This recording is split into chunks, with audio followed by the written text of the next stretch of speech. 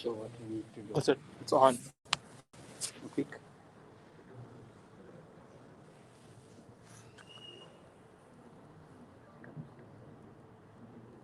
Speak. Okay. Hello. Hello. Hello. Testing. Testing. Testing. Yeah, you're on. Okay. I'll So. send you the link. So. No. Yeah. No. I send the link to Yeah. few people. So when he speaks, then we need to.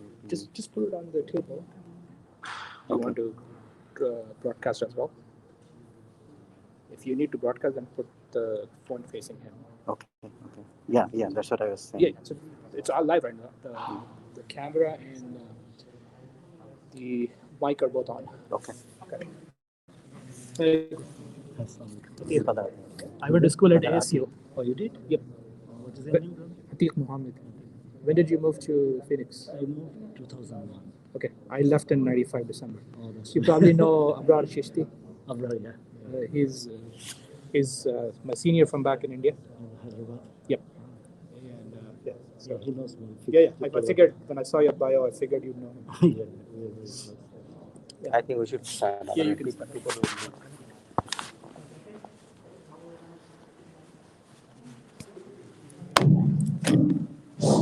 Assalamu alaikum. I request the brothers to stay around. If you have youth and teenagers who listen to you all the thing and do all the thing you dream of, you do not need to sit here. But if you feel that your teenagers are, need some help or need some organization can help it, or you wish they were slightly different, please sit and listen. Brother Masud Rahman, he's coming from Phoenix. He has done work with the youth empowerment and youth engagement throughout his life for 20 plus years. And he has done practically like A to Z, starting from the youth. And the proof is in the pudding. He has, mashallah, raised two wonderful boys himself. So I request all the brothers to sit here and listen that what are the steps he has taken, what are the activities they're doing both in the masjid and the outside to keep our youth engaged and in the right path. Jazakallah khair. And we'll start inshallah in 5 minutes.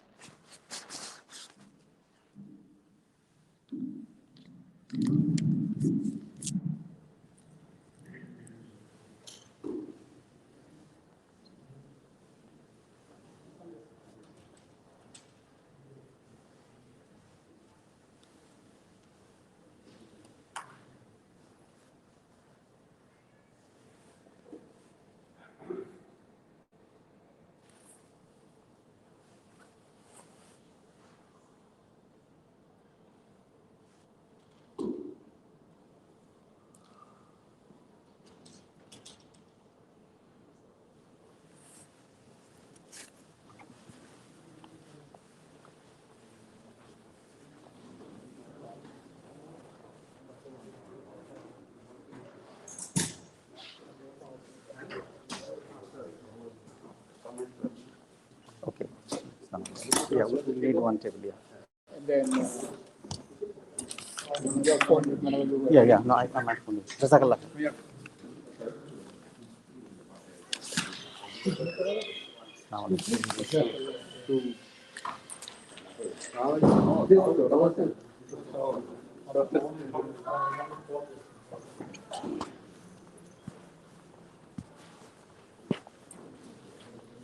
Um,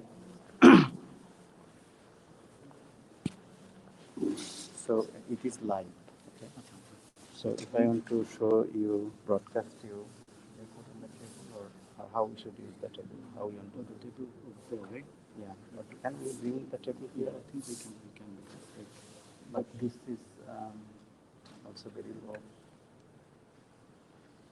Brother Ramesh, what is suggestion? Where should I put the phone? Maybe not today, probably. Okay. So should we bring the table here? Yeah, maybe we'll put. Give me 2 minutes, I can finish playing. Let's go.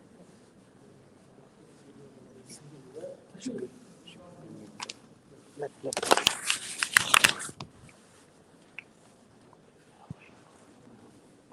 So I put the phone here.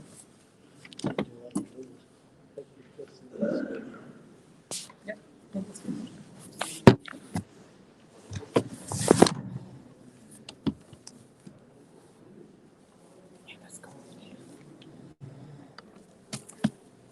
So just phone here.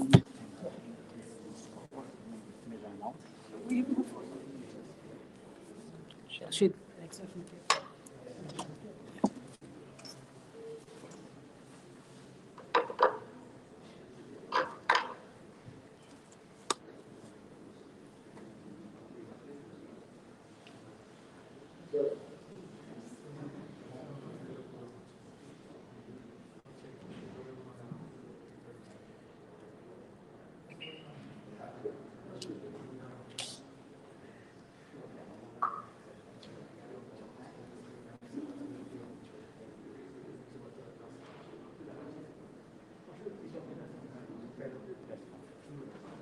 Even if we have one person, we can do that. We should not be looking for the number.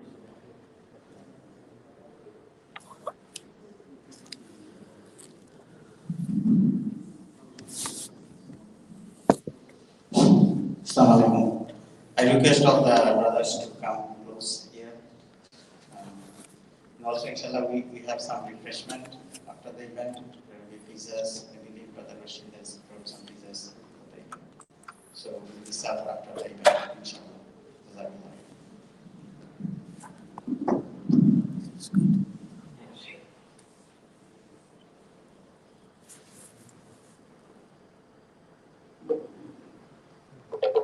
The full screen.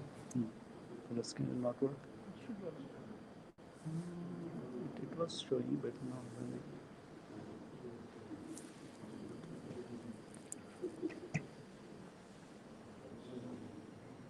Is it refreshing? Or?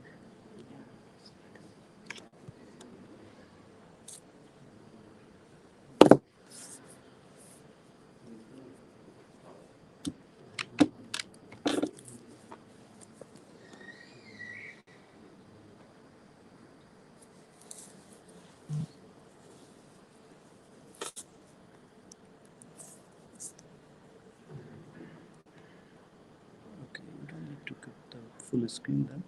We can just put it in.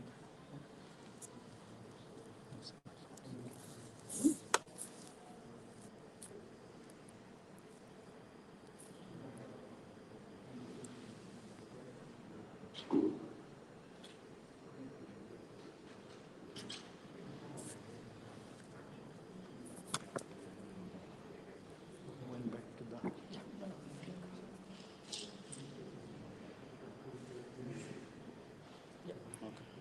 You can keep it. Full screen will. Okay. So, you can start. Yes, sir.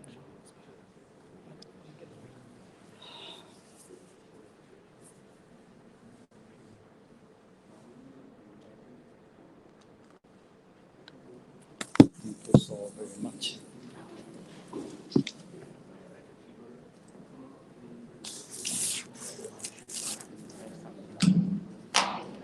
Assalamu alaikum.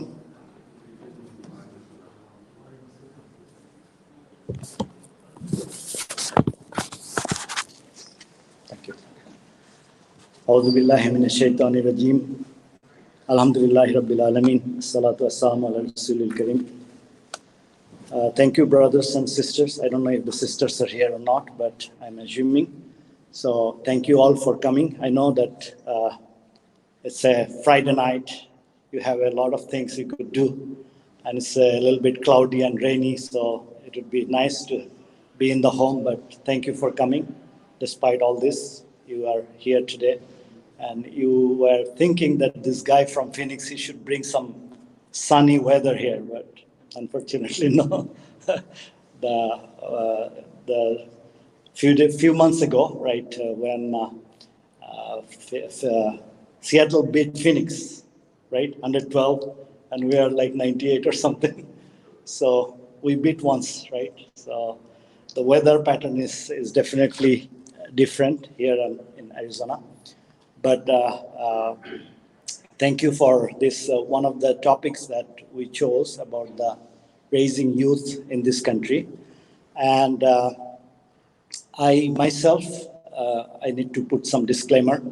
I'm not an Islamic scholar. So that is one thing, that you have a lot more knowledgeable people among you, especially imams and many others in the community, for sure. So that is one thing that I will give some practical experience with my limited knowledge. But the other part is that many of the things that I will be talking about today or presenting to you, maybe that you have been doing it already, especially mature community like Seattle. I'm sure a lot of things several masajids and community are already doing. So it may not be sounding very attractive in that respect, but like the way I see it, that more is merrier, right? Because like a lot of things needs to happen. Probably like some of the things that you can learn from my presentation or my projects that we have been doing, and some things that I will probably learn from you, inshallah, and take it back to my hometown, which is Phoenix now. So that is one thing that I would like to talk about. The other aspect is that uh, even though like I will be talking about a little bit about the youth empowerment and youth leadership, that we can do some interaction. Let me go through some of the things that we have been doing. In that way, like like what exactly I'm talking about, because like I will be presenting mostly from a organizational perspective. It's the name of the organization that we form is called Muslim Outreach and Volunteer Enterprise. It's called MOVE in short, and I will be presenting some of the things that we do in this organization. And later on, like we are moving towards youth centric activities. Like we are transitioning from the older generation to the younger generation. So you'll get to know, and you can ask the question, inshallah, and maybe after presentation you can feel free to ask any question that you have in your mind. And if I know something, I'll try to share. If I do not know, maybe some of the audience can answer also. So as I mentioned, the organization name is Muslim Outreach and Volunteer Enterprise, and the humanity is in our heart. That is our slogan. We started officially in 2013. So 2013, why 2013? Because like, like this was not a Trump era, before Trump, like when Obama was president. And we were brainstorming for a few years earlier that for some reason the Muslims do not have a very good perception among Americans, especially after 9/11. All these things, right? The favorability of Muslims in this country went down rapidly. So definitely this is one thing that is a challenge for all the community. And there are many incidences happens, and our sisters wearing hijab, they get a lot of backlash. Sometimes some accident happens, something of that nature. So basically, like we are talking, I spoke to many of my friends, and I was part of a board of an Islamic center. I was trying to convince them that you see that we need to be doing a lot more outreach work. So that was the reason that we formed the organization called Muslim Outreach and Volunteer Enterprise. So from the name, you can tell that volunteering and outreach was our main goal. What is volunteering? All of you know it, especially young kids. You know it very well. You do in the school. And all the Americans, like regardless what religion, almost I would say 90% or 99% Americans do some volunteer activities. In the school, they collect the hours, and this is in their DNA. And also, if you look at the celebrities, they also do it. Like they are donating money, they are donating time. So unfortunately, immigrant community is not very much forefront of this volunteering activity. So we thought that since we are targeting, or we are trying to attract young generation, so volunteering is a good thing that they can relate with Islam and also in this country's perspective. The second part is that outreach, and all of you know, like in Islam, outreach is basically the reaching out to the other people, attracting them through the goodness or kindness and other beauty of our religion. And all of you know that this is the injunction that all of us should be doing dawah, or the attracting people in in Islam. So we need to do the outreach, get out of the masjid, bring them into the Islamic fold, or at least like giving them the beauty of Islam. So that was the reason. So we started in 2013, as I mentioned, and then as you can see, some of the activities that we are doing is let's say the videography competition was one of the event that we did for youth, and you can see all these young people. They are the winner of the videography competition, who used to go to the neighborhood and clean their yards with the church and other organization. Then we used to go to the places like Project Cure, where they collect the Brother Ramiz is here, or he's gone, because this a little bit of.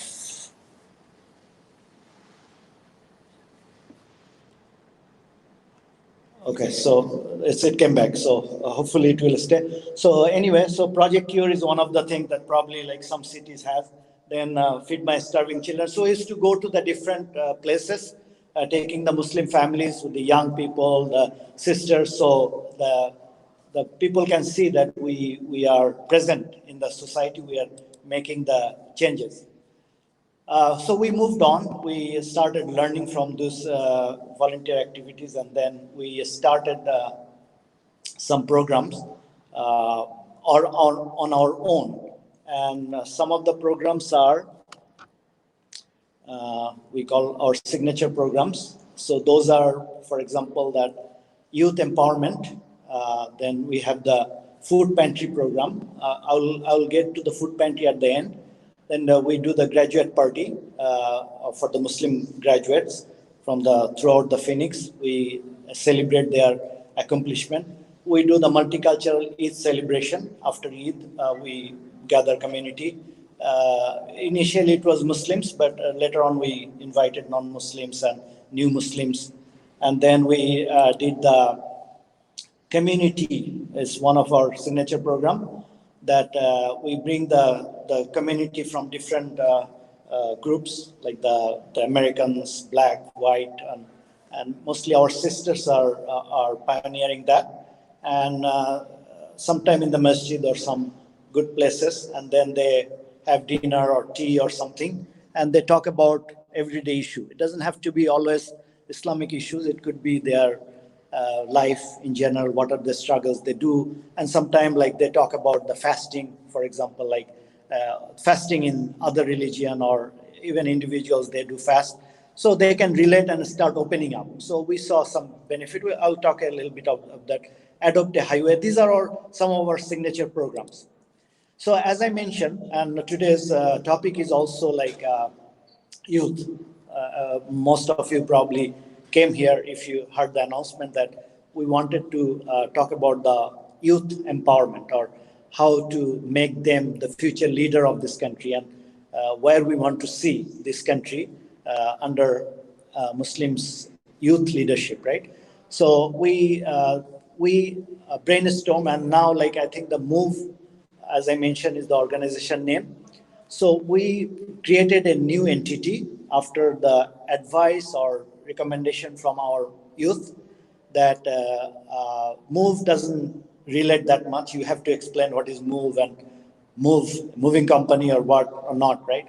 So even though the move is very familiar in Phoenix area, but Muslim Corps of Volunteers, in short we call Muslim Corps, it resonates with the young people even more, because this name came from them. And also they can relate with other organizations like the Peace Corps, for example, AmeriCorps, Mercy Corps. So they already know about this concept.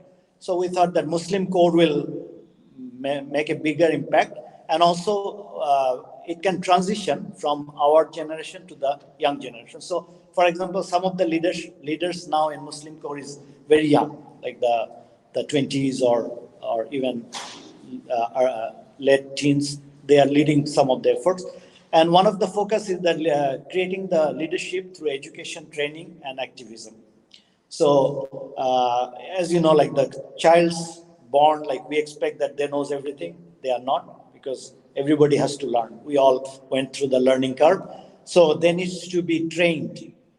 They need to have the education. They need some training. They need to be part of activism. That's how they will grow. They will learn from their mistake. They will make mistake. But unfortunately, in Muslim society, I don't know about Seattle or even this masjid, but in many places that I have seen, that they don't allow the young people to grow. They don't give them the chance of leadership, which is a detrimental, because like our generation, like all of you know, like if you are in my age, that we are almost like end of like our energy level and the youth. Now we are passing that stage that we will not be able to function in the same way that we did for 20, 30 years back, right? So the baton needs to be given to the younger people. So in any case, so our focus for Muslim Core started with youth empowerment, and we do a lot of workshop.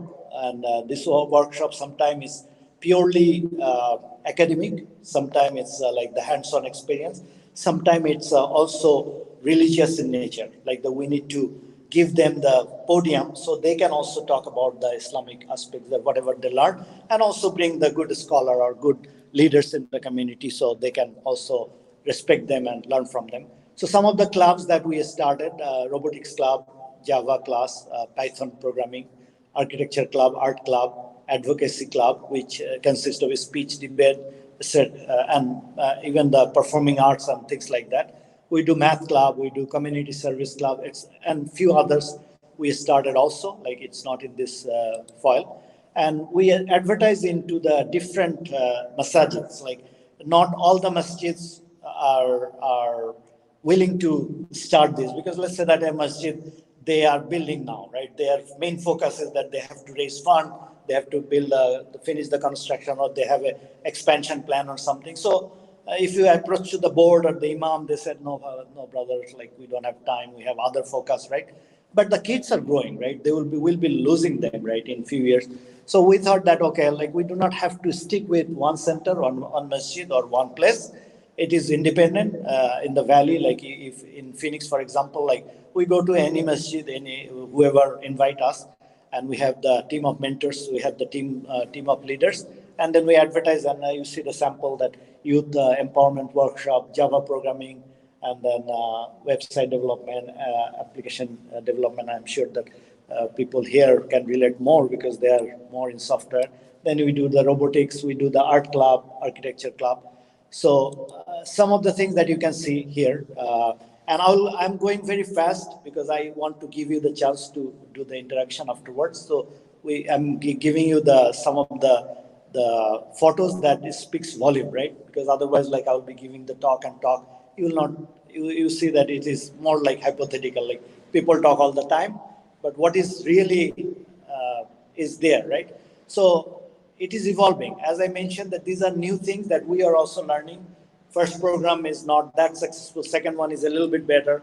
Third one will be even better, right? So that's how it is. So for example, like you can see in the photo that this is a Java class. One of the brother, he works for GM and he's taking the class. And some of the mentors or assistant to him is the computer science bachelor's or just the fresh graduate. This is a sister. She used to perform in Broadway. She's teaching the kids how to speak or do the performance, right? So the kids are learning how to speak in front of the public. This is our robotics club. And this photo is particularly interesting to me because Brother Ahmed Hashem, he's a general, very senior design manager in Texas Instrument. He was behind the scene, and these three kids in the middle, they were the mentor, and they were teaching them the hardware, software interaction, and autonomous car design. And my son, he was the student, and this girl, she was the student. Next year, these two also became the mentor. And Brother Ahmed Hashem was not in the scene anymore. All these five and few more, they were running the show. And they were taking the classes for 7th grader, 8th grader, 9th grader. So that is the idea. Like, I mean, you keep growing, and you build a mentorship, so the young generation become the leader and they take over, right? So this is a good example of that. And there is another photo you cannot see, where our architecture club, here is the very renowned architect in Phoenix, Rafiq Islam. He retired, but he has done a marvelous job in Phoenix. Many people knows him because he was the architect since 1977 or 76. And Sister Sadia is another architect. So they used to teach them that how to build a city, how to design a Islamic school and complex and things like that. So, like many of you, like in my case, like I graduated from engineering university where there was architecture department, and we used to see the architecture students build those models, right? And now these kids are 7th grade or 8th grade, they're learning those things. And you say that how many of them will be architect? It doesn't really matter because they are opening up their minds. When they design a city, and civil engineers, you can tell me, that not all the people in the city understand the value of a model city, right? For example, a city manager or a mayor of a city, he has to think about how many parks will be there, where should be the park, where would be the water reclamation and this and that, right? So when they were designing things, they were becoming curious. Otherwise, they would be driving by, they never noticed those things. Now they started noticing where are the parks, where is the church, where is the mountain, where is the lake, all those things come into their thing.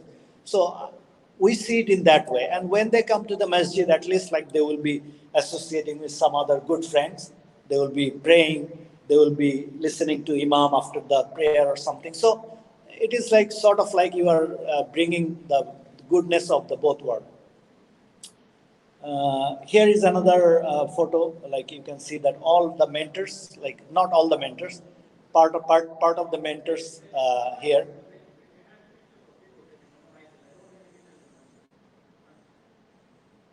Is it anything?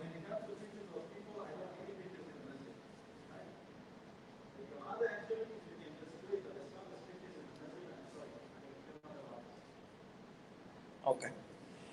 So Imam was saying something that we should not. Huh?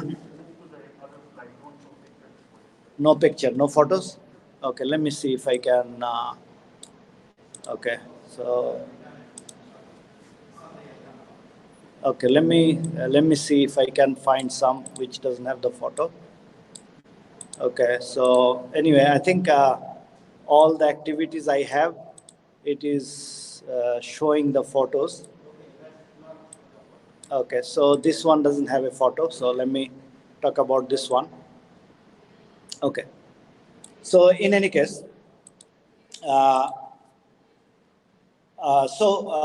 youth empowerment, as I mentioned, that we have all these clubs, and these clubs initially was run by the professional, like all of you sitting. Then we are transitioning, we are giving it to the younger people, especially in the college or who just graduated from the college.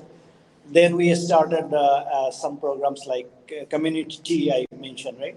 So those are where the people of different ethnic background, religion, they come, they meet and they talk, and a lot of goodness. Like for example, like I would give an example. During pandemic, that community tea interrupted, like we did not do it. Then, in one of the event, a sister, a American lady, she's from Eastern Washington, most likely, somewhere, Pullman or somewhere, or next to the Pullman, there is a Idaho or some border. So she said that, you know what, this is the first time I came to the masjid. And she said that when I called my family back home in, her like brothers or sister, and he mentioned that I'm going to a mosque. This afternoon I'm going to a mosque.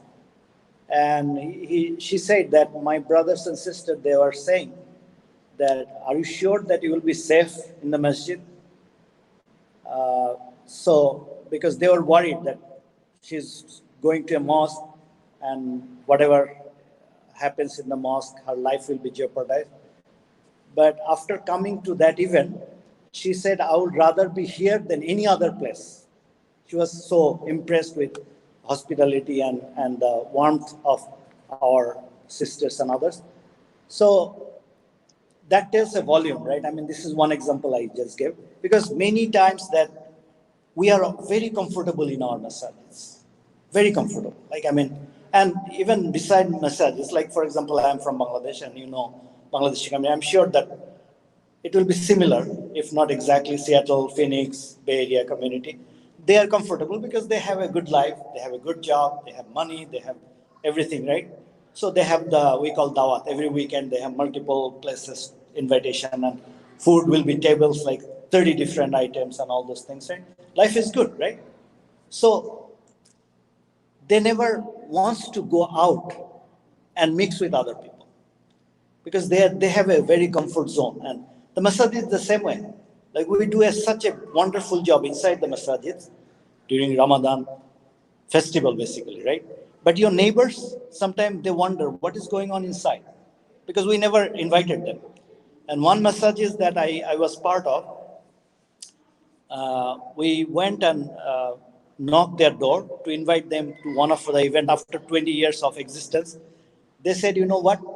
This is the first time after 21 years somebody came from the masjid and invited us for an event. So they were basically, and we are very shocked and also. So this is one thing that I feel that this event like this community or anything that you call interfaith or you call dawah or something, or barbecue in the back, in the front yard of the masjid or something. So that should be part of the what you call our programs and things like that. So anyway, bottom line is that we try to do that, and alhamdulillah, like due to pandemic that we had to stop, but hopefully now everything is opening up. We are again going back to our format. So we saw these are very beneficial. Another one I skipped is adopt a highway program. Adopt a highway means like, you know, like there is signs.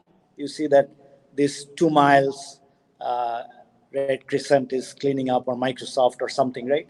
So we have a team of volunteers. We go once a month or once a year or twice a year or something. So they put our signs. So we go and clean up. We don't involve the young people that much yet because like a little bit risky, right? We have to know the safety things and other things, but it's fun, right? You go with a team of 10, 12, 15 people and you clean up 2-3 miles of the highway. And then the signs stays throughout the year, right?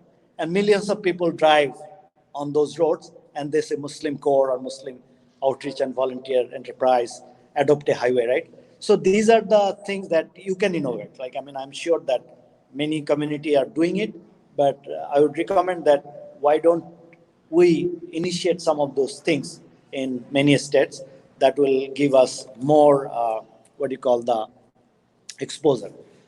The other thing that we did not have the photos, and I wanted to really show you, but looks like technical difficulties is also happening at the same time. So, so this food pantry program that we started in 2018, and the initially like we did not know like who will be the recipient, right? Because like, but we know that in America a lot of people go food insecure. 1 in 7 Americans are food insecure.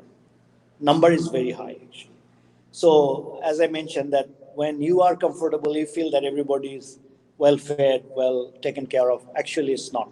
Many people cannot bring the ends meet.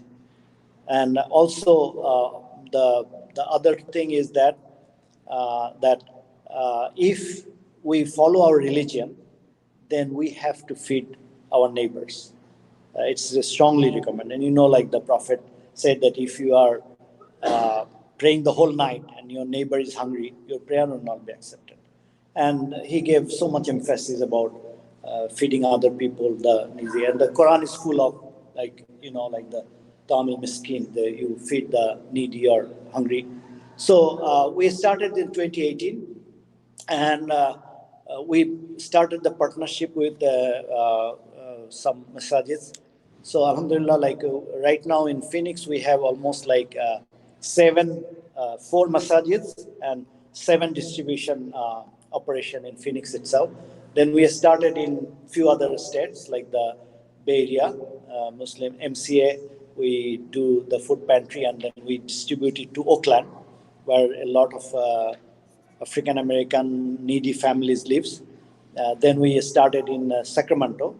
It's again like Masjid Ibrahim is located in a very needy area. So brothers and sisters from Folsom, they bring the food and then they box it in the Masjid Ibrahim and distribute. Then we have one in Reno, Nevada. So that program is growing. And Alhamdulillah, like in a box, like a good size box, we have like almost like 15, 20 items, and that can serve almost like 60 to 100 meals because of the pasta, rice, beans, and oil and essential items.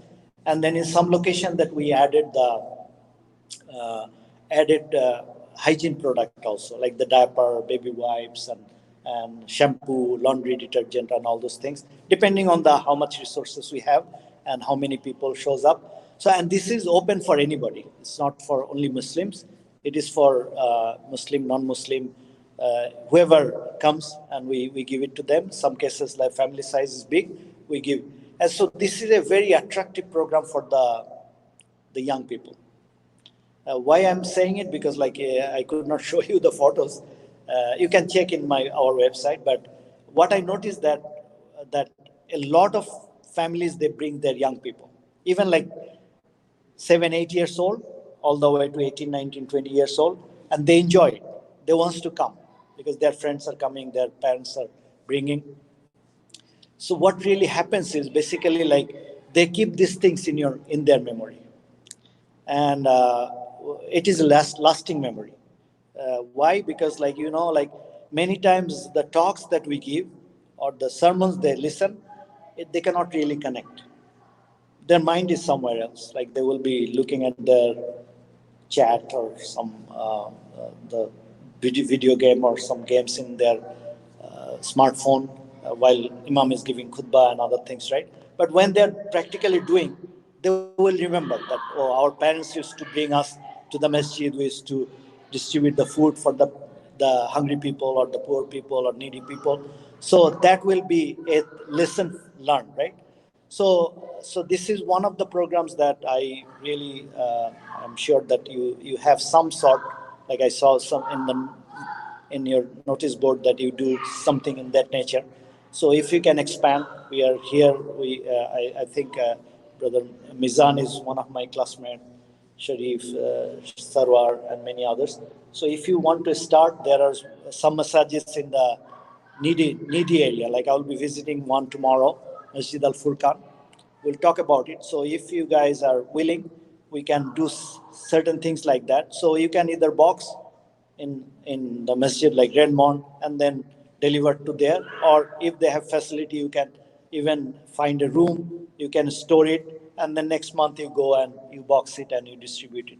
So the food program definitely is one thing that I feel that it has a lot of values, and we try to replicate the model, but we change the nature a little bit. Like in some cases, Oakland, for example, the people there were living in the street under the bridge, highway bridge. So the masjid is very close, and then there were like the 50 people in the encampment, right? They just leave the street. So when we started giving these boxes, the same way we did in other places, then they said that we cannot cook. We do not have a place to cook, right?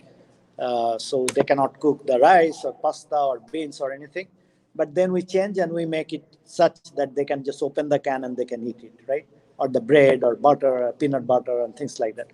So we customize those things, and every place is different, need is different. So So Alhamdulillah, like as I mentioned that since we started expanding, we started one in masjid in Phoenix, Masjid Rahman, a few months ago. Mostly like the many Somalian and many other refugee community lives in that area. And Alhamdulillah, it is still a small, but it is growing. But altogether, like we have distributed more than 9,000 boxes in last uh, few months and a year, right? So I hope that these are the things that you can learn. As I mentioned, that there are multiple dimensions. Like we saw that some people or some young people or some family, they like food pantry more than some other things. And in some cases, they are struggling because their kids, they cannot connect. They are teenagers, they are going in different directions. They want to have some positive thing or where there is focus. So when we approach these kids that, okay, you are good at computer science or you are good at math, why don't you come and teach to the younger people, right? All of a sudden they feel that, oh, I can do that and you are allowing me? Yes, of course, why not? And then they are empowered, right? Same with the women. Like the when women in many community, as you know, like we treat them second class citizen, right? Some cases. So that needs to change also because they have a huge potential and some of the sisters are really dedicated. So this community program or multicultural Eid celebration that we do, and another program we do the Ramadan gift giving, right? We collect the boxes of sweets or the cookies or something, and then we provide it to the community member. You can take 5, 10, 30 boxes, and then you distribute among your neighborhood. 20, 30 families with the Ramadan greetings card that next is Ramadan is coming next week. It's the 9th month of the Islamic calendar. During that month, we fast from dawn to dusk. And this is the month when the Quran, the book that revealed by Allah, the last book from Allah, that was revealed. So it's a very nice card. So they gave it and they said, "Oh, you are Muslim? We didn't know. No, they have been living in the same community, for example, like 5 years, 7 years." But the conversation starts. And then I went to my office and gave it to my manager. And they say, "Oh, Masud, why I hear all these bad things about Muslims, like they're killing people, ISIS and all those things. But I see you are different, right? I mean, but they never talk about the beyond work. They never talk. But when I started giving them the sweet box Ramadan, then they probably asked few questions and I could clarify. I gave it to the what do you call the security guards. Give a sweet box. So they open and they say, oh, this they like it, right? Anytime you give gifts to anyone, they love it. So I think this is a very simple thing, simple act, but it goes a long way.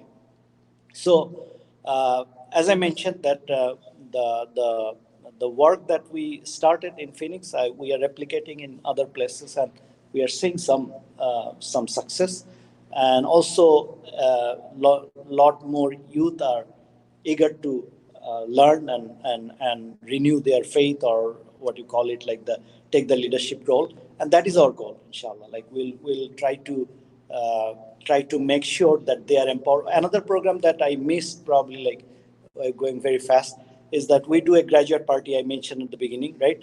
So that is also like we evolved, like we did for last 5 6 years. Last year we could not do because of the pandemic, but before that, and this graduate program is excellent. Like like many people after their son or daughter graduates, they throw a big party. It's like 20, 30,000 dollars they spend just to show people that they have their kids are graduated, right? Which is okay. Like if you have money, why not? But the thing is that uh, there's the rich parent can do those sort of thing, right? What about the other kids? So we thought, and even like these kids, they are Muslim kids. They became very successful. Some of them became the valedictorian or salutatorian. They are the top in the school, but community never recognized them. So we thought that why not? Like I mean, if and I went in some places, I saw that man, this like hijab wearing girl, she became the magna cum laude and summa cum laude, right? So why don't bring them and give them some recognition, right? So we started with like maybe 10, 15 kids, and then it started growing. Now, like the one event, like we will have the 400, 500 people showing up, 40, 50 graduates, and then we give them the gifts, we give them the recognition, Same way that the convocation, they show their photos and what major they are doing, the bachelor's, master, PhD, and we bring a keynote speaker. And those keynote speakers are also very young. Like, for example, like last time we brought somebody from MIT. She was hijab wearing, very accomplished young lady. And when she spoke, the kids could relate more than me and others that will be talking. They will not understand, but she was very, very uh, relatable to the young people, right? So, and the thing is that she is not only excelling in the Islamic ways of life, but she is also excelling in this their education and other aspect. So show them that this is their confidence is not ruined, because they right now they they go to school and many times they face a lot of difficulties. Day before yesterday, one friend called me and said that my daughter, she's practicing, she wear hijab, she's 10th grader. Her school, the teacher, European history teacher, always degrade Islam. He said that for nothing he will bring up the Islam and put it down. It is not in the book, but he will do it.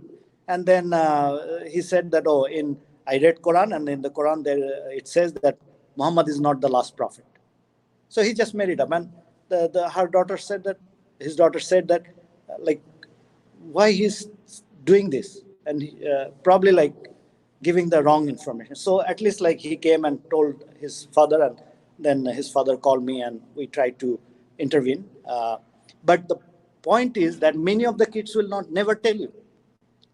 They will not come home and say that, oh, the teacher said that, or my friend was bullying and things like that. They will keep inside and they will try to say that my Islamic identity is not needed anymore, because that is gives me a lot of pressure, or some other thing. So this is the aspect that our community needs to address. We need to see that what is the things they are facing. Many of us will not be able to understand because we did not have those issues probably back home or something, but our kids goes through every day. So we need to talk to them. We need to see from their perspective, and they will come and they will challenge those aspects. And in one aspect, like the one girl, she was crying like when they were showing 9/11 and saying all bad things in the video in the class. She came and she was crying, and she started. The class was at the 9 or 10 o'clock, and when parents came to pick up at 4 o'clock, she's still crying. And so what happened? They were showing a bad thing about like the Muslims in the video, and and they were saying bad things, right? So then we challenged. We took the Arizona Muslim Alliance and the CARE Arizona. We went and gave the notice to the principal, and then they suddenly became careful. Then they invited our speaker, and then they started talking. So I'm saying this is some example, right? But if you see, the broader community is always facing this sort of thing, which is similar. Like maybe in some school is better than the other school. Some community is better; they're more mature. But in general, that these are the things happens. So I would request that please join us, join your hand.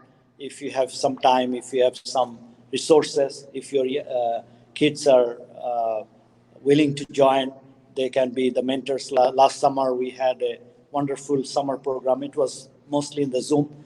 And then we had a Python and Islamic class, art class, and all those things. So there are many avenues. And some cases, like they bring the new ideas. So, and we welcome those ideas. We can always engage them and tell them that, okay, let's do that.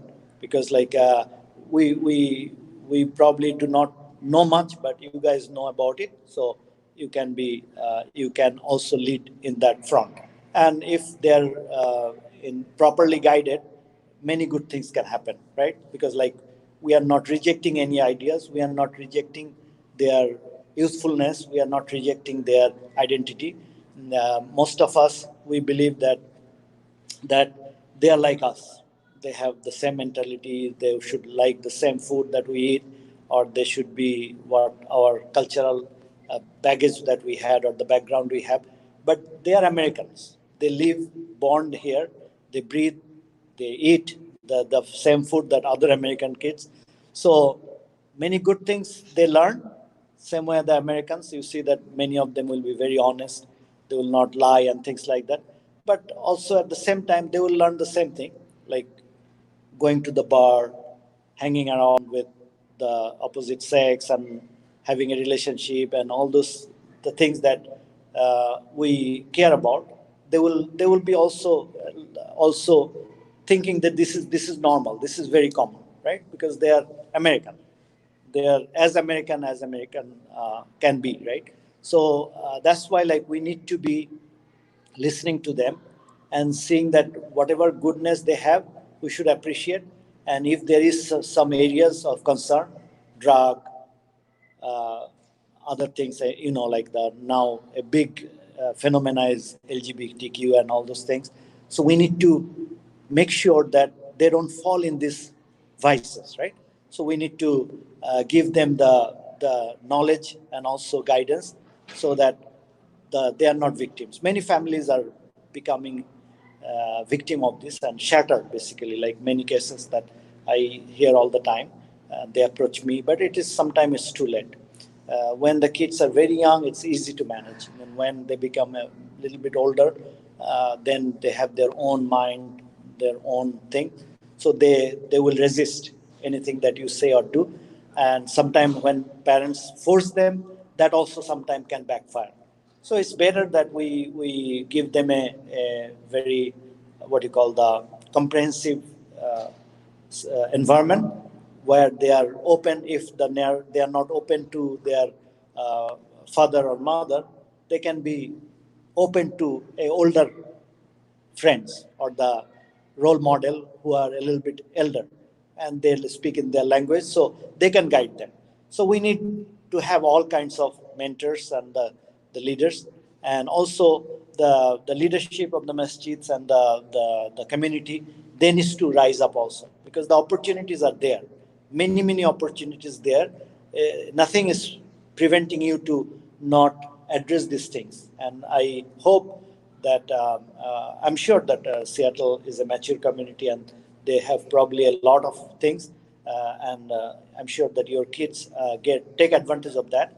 But you see that the problem is that many things that we could do is not done because like we think that it is happening, but it is happening because like you are the one coming to the masjid.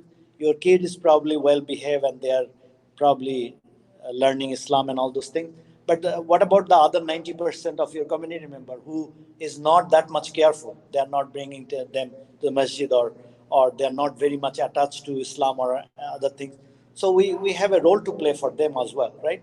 So some of the things that I presented, it's very relatable, as I mentioned, that it is a pathway between the religious or the people who are attached to Islam, and also the people who are not that much attached. But you create an environment where they feel comfortable, they feel welcome, and they don't then shy away. So with that I think I will try to wrap things up, and I'll open the floor for anyone has any questions, or if you have some ideas, please feel free to share. Mizan, we can start with you. If you can speak a few things about today's topic, inshallah. Mizan, please take this.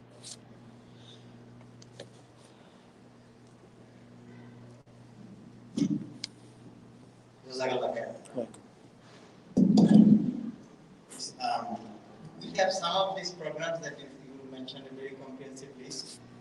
Um, some of the programs are there, like we have a Baitul Mal program that we know that the people in this area, in the Seattle and this area, the community people need some kind of support, some food and everything. So we have several organizations that work, including this machine. We have the Baitul Mal. Every month, first Saturday, or we go out and maybe track of the Baitul Mal distribute from the machines.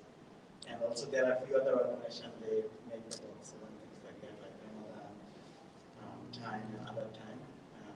And anybody can come and ask for food and everything. Number two, another thing that we, several organization does here is during the back to school time, like do a backpack. And with the school book supplies and everything, so that a family who cannot afford all these things, they can. We can't hear you properly. We can't hear you properly. Keep the mic close to your mouth. Okay. Yes, so the backpack and all this stuff for when they go to school, that has been helping hand, and other organization has been doing that. And also like feeding the hungry and things like that, making sandwiches and things like that, those programs. But I think one of the things that I feel that still, even if the kids come to Mushik, even if they come to Mushik, somehow we are not connecting them or with the dot. Like I'm talking about the kids who come to Mushik with the parents. Not necessarily they are out of trouble. Okay. So my question to you will be that you have been doing this.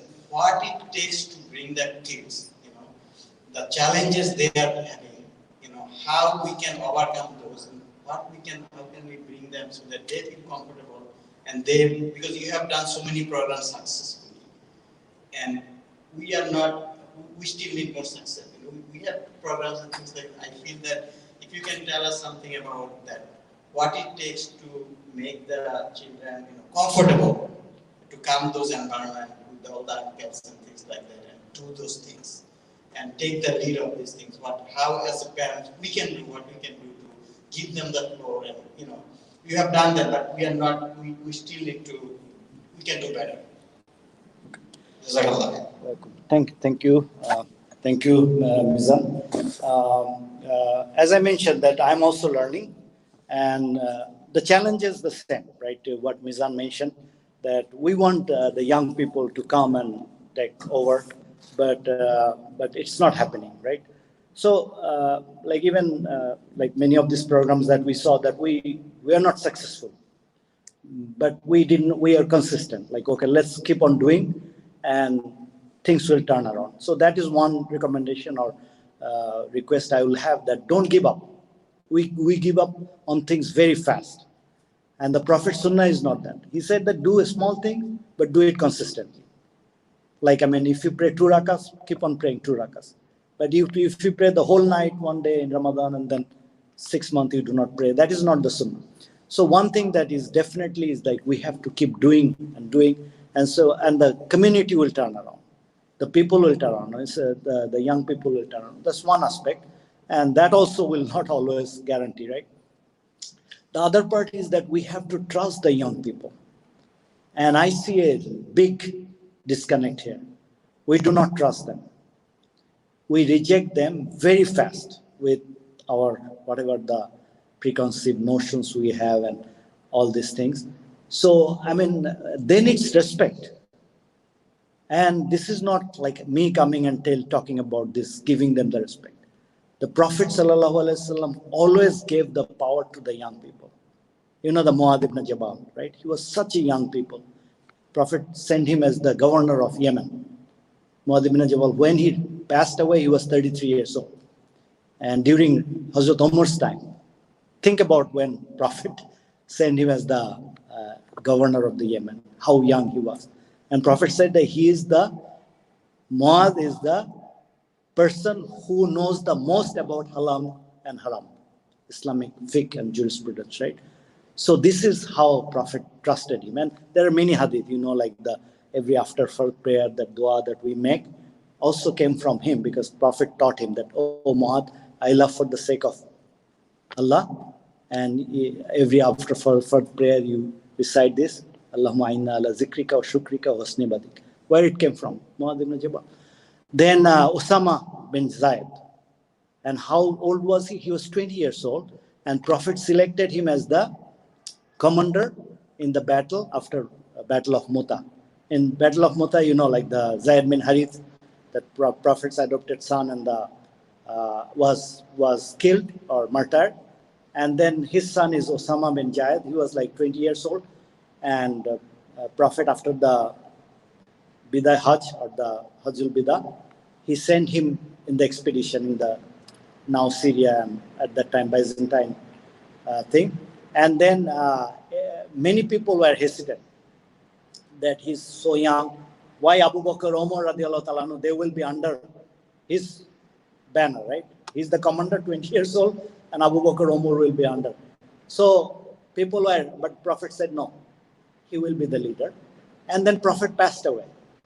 And people said that Abu Bakr, change it.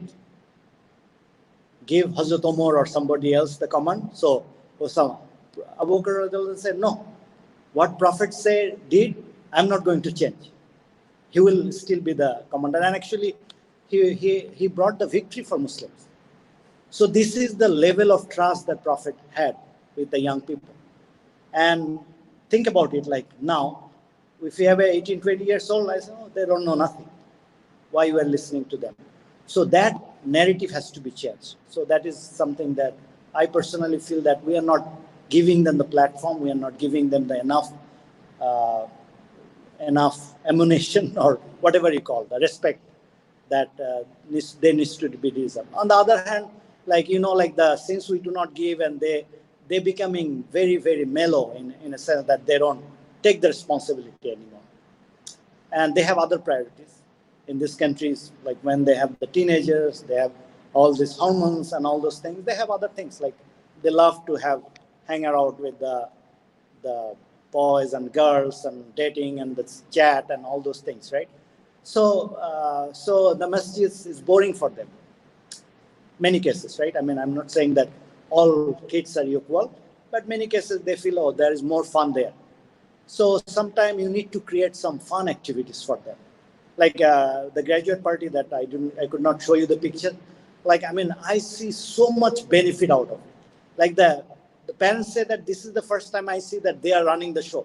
They did not even know that we are actually rented the facility. We did all the logistics. They thought that everything is done by the young people because it's their day. We are celebrating the youth, their event. We are giving the award. Some of the community member is getting the awards and they are giving the speech and there. So these are the things that we do not practice in the masjid because the masjid, like, oh, the imam is going to give khutbah. My son is not going and giving the khutbah. So there is a limited scope. So if we can create something which, if the masjid is not suitable, the environment and the things, then you do it outside in a hall or some other places. But give them the ammunition, give them the platform where they can grow. They can have the chance of. And for example, like I mean, I was showing a photo that you probably see. All the mentors are standing. I'm standing in the middle. There are girls and the boys, right? And typically, like all the girls wear the hijab, is probably seen. My daughter was next to me, so I was not violating any rules also. But the second thing that I can tell you that one of the boy and one of the mentor, two mentors, they got married this summer. They were part of our robotics program. Alhamdulillah, they liked each other. They went to their parents. They're only 23 years old, but they got married. So what else you expect? And one Bangladeshi, one Pakistani, right? So I think that many good things can come out through some of these programs. Like if you know about the marital problem, you see the kids, 35 years, they still wants to have fun. They don't want to marry. But when you create an environment where with the guided thing through the imam or the elders, they bring them together, they like each other, why not? Like Muslims, girls should marry Muslim boy or vice versa, right? But you allow them in the school, you allow them everywhere, they are meeting with the non-Muslims or the Hindus and all those things, and they get married, and the parents get upset, how come you are marrying a Hindu girl, right? Because you did not give them the chance to talk with the Muslims girl in a safe or the congenial environment, right? That's the thing. So this is something that I went above and beyond of your question, but I just wanted to give some lights on that. Thank you very much for what you do. I just have a short question. We're new to the community. Can the people here share what fun activities happen for the kids here in this project or in this area? I do not understand.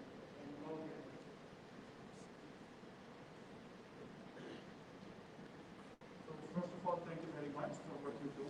That's very inspiring. We are new to the community over here.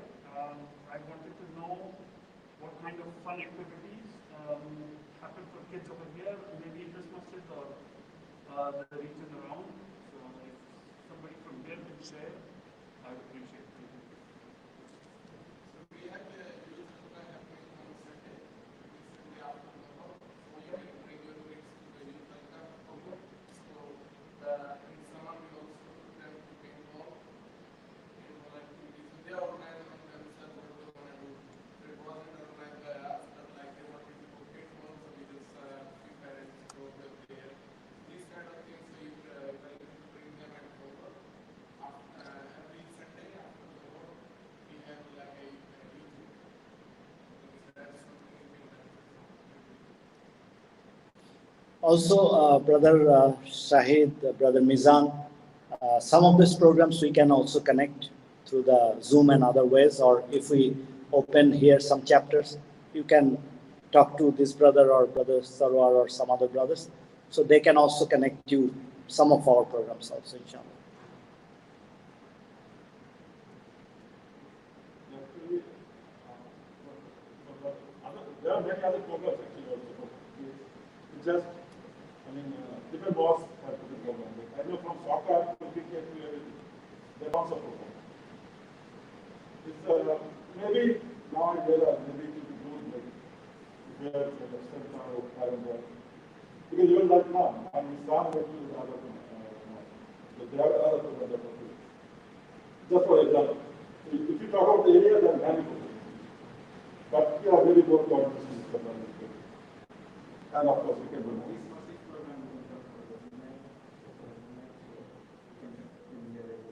But There are other masjid and other programs, there are a lot of programs. But I have a question for you. The reason just realizing these programs like the food review, food programs that distribute to the homeless or poor people or whatever. How can kids participate? Because the reason I'm asking, like someday we realized, my wife and I thought like my kids doesn't know that people are there and hungry. So we took them to some homeless shelter, some split up kitchen, summer program. So we had food at their stall. So if they can participate in some of these programs. I will ask Father Rashid because he has few young people, he go with the Indian essentially. He will do it probably on the Saturday. And I want that figure out many times with my son. So it's a very humbling experience that they can see that go to the house and you see not that or you see that people are still in need food. So you can connect with or I can connect you with the Rashid, and he really goes with that 4, 5 or 6, I'm not talking about only just myself, in general. Yeah. In general, they can connect with the Rashid here. If Baitul is helping him is another organization that does lot of food distribution time to time. That is his brother Rahman. And I'm sure that the maps is a program as well. The food and service. So there are a lot of opportunities for the younger people to get involved in.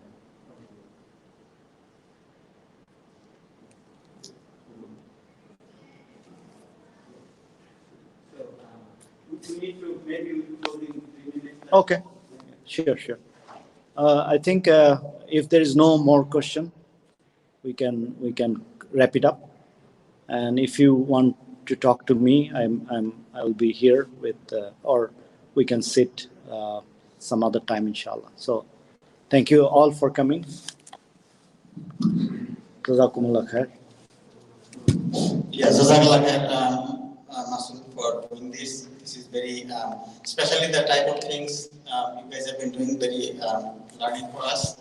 And please continue to advise us, how, especially how, to do it, with the kids. It's very easy to see that, but it's not easy to bring the kids out and really do an effective program.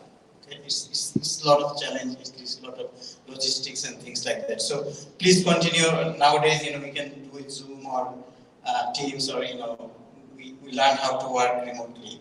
So I hope that you will continue to keep us in mind, and we may seek your advice time to time to how to get. And with some of the brothers, have still younger kids, and I request them, think about doing some of those activities, organize those.